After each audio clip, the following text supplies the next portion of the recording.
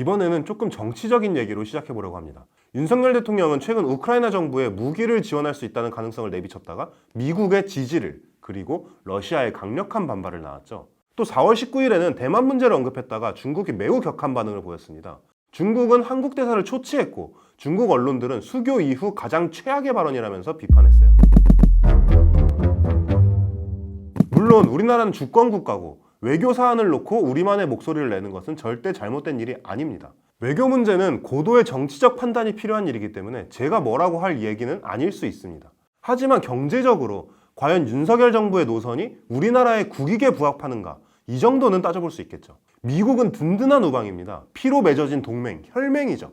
한미동맹은 당연히 우리나라에 국운이 걸려있다고 해도 과언이 아닐 만큼 중요한 사안입니다. 하지만 중국이 중요한 경제적 파트너인 것 역시 사실입니다. 중국이 적대적으로 돌아섰을 때 우리나라가 겪게 될 경제적 타격이라는 것은 절대 무시할 만한 것이 못 되죠.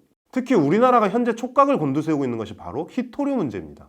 히토류는 중국이 우리나라에게 압박을 가할 수 있는 가장 중요한 무기 가운데 하나죠. 실제로 중국은 최근 히토류를 무기화하겠다는 의도를 암암리에 계속 드러내고 있는데 이에 대한 우려가 산업 전반에 팽배하고 있습니다. 그렇다면 얘기를 좀 좁혀서 우리는 미중 갈등이 최악으로 내달리고 있는 상황에서 중국의 히토류 무기화에 어떻게 맞서야 할까요? 과연 무조건 미국 편을 들면서 중국의 강대강으로 맞서는 것이 우리나라의 국익에 도움이 되는 일일까요? 역사는 현재의 거울이다. 역사학자 E.H. 카의 유명한 명언이죠. 이 말처럼 우리는 역사에서 배울 수 있을 겁니다. 과연 중국의 히토류 무기화의 역사는 어떤 길을 걸어왔을까? 그리고 우리는 그 역사에서 무엇을 배워 어떻게 대처할 수 있을까? 중동에 석유가 있다면 중국에는 히토류가 있다. 무려 1992년에 당시 중국 지도자 덩샤오핑이 중국 장시성을 시찰하면서 남긴 말입니다. 중국이 히토류의 무기화 가능성에 처음 주목한 시점을 상징적으로 보여주는 발언이기도 하죠. 좀 더 구체적으로 봐볼게요. 이 논문을 한번 봐보시면 중국의 히토류 무기화가 어떻게 시작됐는지 자세하게 설명되어 있습니다. 덩샤오핑은 천안문 사건으로 잠시 주춤했던 중국의 개혁개방 노선을 다시금 확인하고 추진력을 북돋았던 1992년 1월 남순 강화 당시 장시성을 방문해 히토류에 관해 언급했다. 같은 해 중국 국무원은 바오터우시의 히토 고신기술 산업개발구를 설립하고 본격적인 히토류 응용 분야 연구에 나섰다. 덩샤오핑의 뒤를 이은 장쩌민 국가주석은 1999년 3월 바오터우시를 방문해 히토류를 중국의 경제적 우위 수단으로 적극 전환시켜야 한다며 히토류의 전략적 중요성을 강조했다. 여기까지는 이제 중국이 히토류에서 어떤 가능성을 보고 관련 기술을 개발하기 시작한 그런 얘기였습니다. 그렇다면 실제로 중국이 히토류라는 칼날을 외교 무대에서 휘두른 건 언제가 처음일까요? 바로 덩샤오핑의 저 이야기로부터 약 20년이 지난 2010년에 발생한 센카쿠 열도 분쟁입니다. 센카쿠 열도, 중국어로는 다오이다오라고 하죠. 우리나라 독도 문제처럼 일본과 중국이 서로 자기네 땅이라고 우기고 있는 지역입니다. 독도와 달리 센카쿠 열도는 일본이 현재 실효적으로 지배하고 있습니다. 그리고 2010년 9월 일본의 해상보안청 순시선은 센카쿠 열도 주변에서 불법 조업을 하던 중국 어선을 납포하고 중국인 어부를 구속하죠. 당연한 수순이지만 중국은 즉각 반발했습니다. 그리고 그동안 열심히 날카롭게 갈아왔던 칼을 꺼내들죠. 바로 히토류입니다. 중국은 어부의 석방을 요구하며 일본으로의 히토류 수출을 완전히 끊어버렸어요. 뭔가 몇 년 전에 있었던 한일 무역 분쟁이 오버랩되는 장면이기도 한데요. 결과는 어떻게 됐을까요? 일본은 단 3일 만에 항복을 외치며 중국인 어부를 풀어줬어요. 3일 만에요. 히토류 무기화가 얼마나 강력한 효과가 있는지 보여준 사례죠. 하지만 이 이후에도 상당히 씁쓸한 일이 벌어졌어요. 중국은 이 사건을 계기로 마치 우리가 히토류 무기화의 위력을 보여줄게 이렇게 시위라도 하듯 히토류 수출 쿼터를 40% 가까이 감소시켜버렸어요. 결과는 국제 히토류 가격이 급등하기 시작해 쿼터를 감소하기 직전보다 가격이 무려 16배 상승했습니다. 엄청나게 강력한 일입니다. 중국은 10년 후인 2020년에도 히토류 카드를 만지작거린 적이 있어요.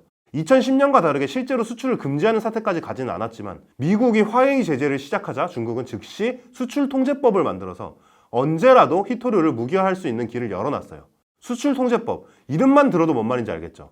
국가의 이익과 관련된 물품의 수출을 국가가 통제할 수 있는 법률적 근거를 만들어 놓은 거예요. 그리고 2021년에는 중국 국내의 히토류 기업 3개를 합쳐서 하나의 거대한 관영회사로 만들었어요. 사실상 중국 정부가 히토류의 공급을 관리하게 된 거죠. 그렇다면 우리는 역사에서 무엇을 배울 수 있을까요? 아까 센카쿠 열도 분쟁에서 일본이 항복했다고 말했잖아요. 하지만 어떻게 보면 이건 전투에서의 패배일 뿐 일본이 이 전쟁에서 패배한 것은 아니라고 볼 수 있어요. 왜냐? 일본은 이때 일을 계기로 히토류 탈중국을 시도했고 지금 상당한 성과를 거두고 있거든요. 일본은 국가 차원에서 히토류 조달처를 다양화하고 대체 기술 등 유관 기술 개발에 총력을 다했어요. 결과는요? 일본은 히토류 수입에서 중국 비중을 2010년 85%에서 2014년에는 59.6%까지 낮추는 데 성공했어요. 또한 센카쿠 열도 분쟁 이후 일본과 미국, EU는 중국의 히토류 금수 조치에 대해 WTO에 제소해서 승소를 이끌어내기도 했죠. 왠지 중국이라면 WTO가 뭐라고 하든 마이웨이였을 것 같기도 하지만 의외로 중국은 이때 일단 WTO의 결정을 수용하고 동시에 무역 갈등을 최소화하겠다는 중국 정부의 의지 표현으로서 아까 말했던 쿼터제를 폐지했어요.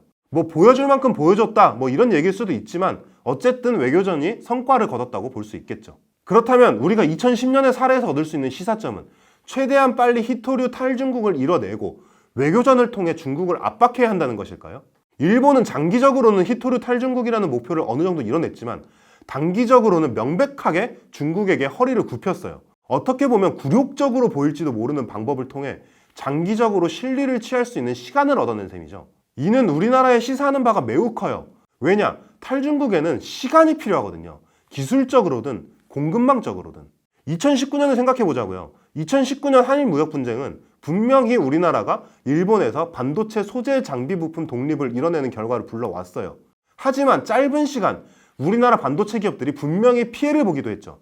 우리에게 2년이나 3년이라는 시간이 있었다면 큰 피해를 보지 않고도 소부장 독립을 이뤄낼 수 있었을 거예요. 우리에게 필요한 것은 아주 약간의 시간입니다. 히토류 생산에는 많은 노동력이 필요하고 막대한 환경 오염도 유발하기 때문에 중국 쪽에서도 상당히 부담되는 일이기도 하거든요. 또 중국 역시 반드시 강대강으로 맞서서 크게 좋을 일도 없고요. 그러니까 우리가 히토류 탈중국, 나아가 탈히토류라는 원대한 목표를 이루기 위해서 아주 잠깐의 시간을 벌어오는 것, 어떻게 보면 그게 외교의 꽃이라고 할 수도 있지 않을까요? 인터넷에서 유명한 밈도 있잖아요. 내가 무릎을 꿇은 것은 추진력을 얻기 위함이다. 이종민 포스코 경영연구원 수석연구원의 보고서로 이야기를 끝맺어 보도록 하겠습니다. 중국의 히토류 수출 제한은 중국 외 히토류 생산 가동 및 대체 기술 개발을 촉진해 중국 입장에서는 양날의 검이 될 수도 있다. 히토류는 전기자동차, 정밀기기의 소형화 및 에너지 절약 기술의 필수 소재인 만큼 국가 차원에서 히토류 리사이클 기술 및 대체재 기술 개발을 전략적으로 수행할 필요성이 있다.